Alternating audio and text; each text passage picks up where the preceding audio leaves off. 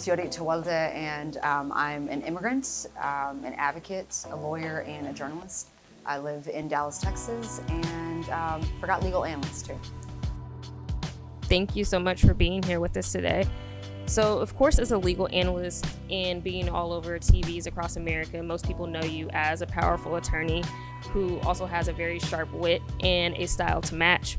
What do those people who are closest to you know you as? The people that are closest to me know me as a low-key, sci-fi, zombie-loving introvert. Oh, so do you watch Lovecraft Country? Yes. Best show but ever. One of my favorites right now, which is actually winding down, is The Walking Dead. So I'm a big, Walking Dead fan. Okay. Yeah. Is this something, Nobody knows that about me. That's something I never would have guessed at all. Love zombies. I love the apocalyptic theme of it all. That the world has come to an end, and people who thought they were one way before the apocalypse and how they survive after is definitely intriguing to me. So yeah. Do you think that sense of storytelling then, especially as being an attorney and an analyst, kind of changes the way that you look at when you're advocating for people in the communities? Because that's something you do on the daily, whether it's from Breonna Taylor down to immigrant status. So is that something like, how do you advocate for them the most, and how do you think you advocate for yourself? How I advocate for others is really understanding where they come from. I did it when I was defending people in the criminal justice system, is to really know who these people are, where they come from, what they want to do in life, where they are in life at that point. Because it's a disservice for attorneys, for example, to try and humanize their clients to the court system without actually knowing who they are first.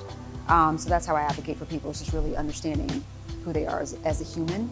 How I show it for myself, that's something I've had to learn over time. Wasn't really good at it, and that was probably in large part because I didn't feel like I was deserving of it. If anything, not for me, but for others, those who really relied on me, I can only be good for if I was good to myself. So it really started with just accepting my present state without any judgment, establishing boundaries, learning to say no more, and just really showing myself some grace, disconnecting and being still. It seems small, but it's done such an amazing turn for me. Just being able to just listen to what my body, my mental, my physical needed, and answering. So yeah. And I think when we look at that, right, and you brought up a really good point, is that when we talk about legacy and things, sometimes people think of it as a financial standpoint, or they left behind a house, or you left behind these things, or the dresses you can pass down to future generations. But it's, what do you leave people with that they can always and eternally live with? And I think because of your story, especially as an immigrant, is inspiring to a lot of people. Yeah. Because your parents came to this country, of course you grew up in Texas, but for that it gives you a little bit different standpoint. So how is that for you, being an immigrant, and to look back and see all of the things you have accomplished, especially with everything going on in the news and sometimes that negative connotation that immigrants come to the country and they can't achieve things, or if they come and they're, unfortunately what we hear in politics a lot is that they're taking people's jobs. And from you've built a very good life for yourself. Yeah, I'm not surprised. My parents came here, obviously, like most immigrants, looking for a better life, better education, running from, war and poverty, political oppression, all of those things. And for my family to have come here with absolutely nothing, not being able to speak the language or know the culture, to be able to provide me the opportunities that I've had, I would be doing them a disservice and dishonoring them by not doing the same. I mean, there's really no excuse for me not to achieve any of my dreams, because I was given an advantage that they didn't have. Because of your very dynamic background, and of course growing up in Texas, you've been influenced by a lot of cultures, a lot of people, a lot of backgrounds. If you had to make a mixtape of 10 songs that would say describes who you are in your life, who would be the 5 artists that you say have to be on this mixtape? Okay, because songs would be really hard to pinpoint. Yep, songs. Okay. Jay-Z, for sure. I listen to him when I want to just be motivated and feel myself a little bit, because he's really good at doing that. Yep. That's like that inspiration. I need to hustle. Yes. That's what that is.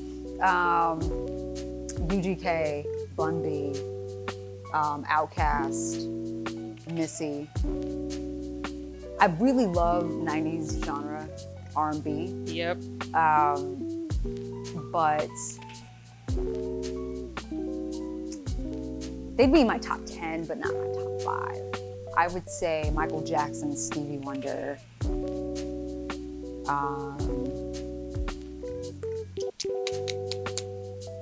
Lil' Kim.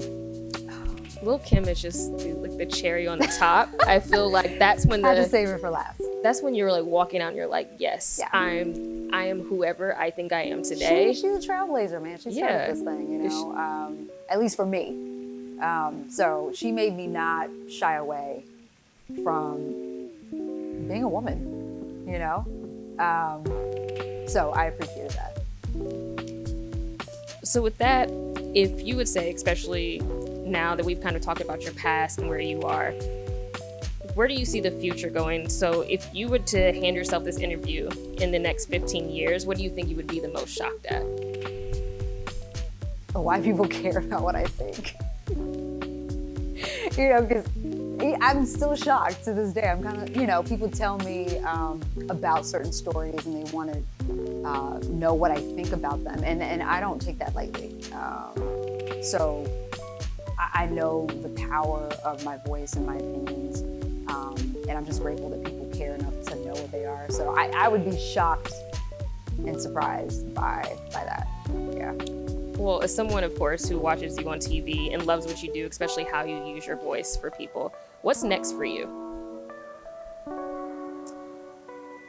TBD, to be determined. You know, I know that I love storytelling. I know that I can't say I love it, but I know it's my life's purpose, and that's to change the criminal justice system, since I've seen it from all angles.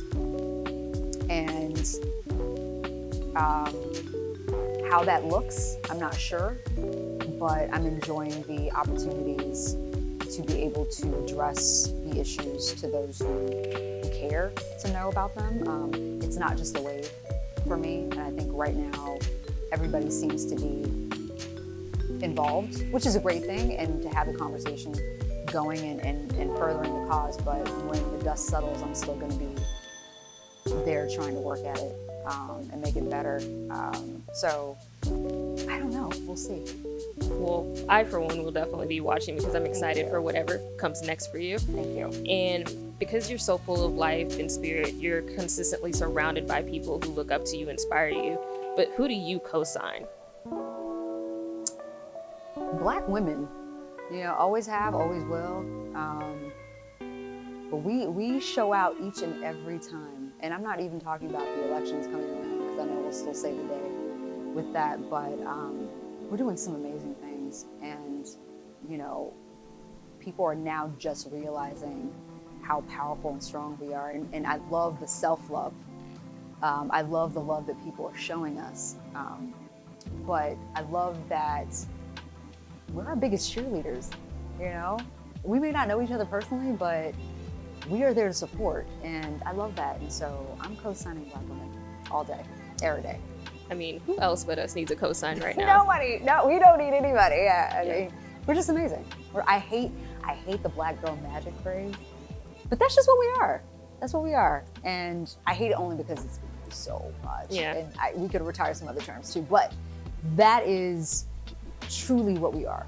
And whether people know it or not, doesn't really matter. We know it, and we're gonna continue to shine and be trailblazers. I mean, we're already doing that. We've been doing that, so.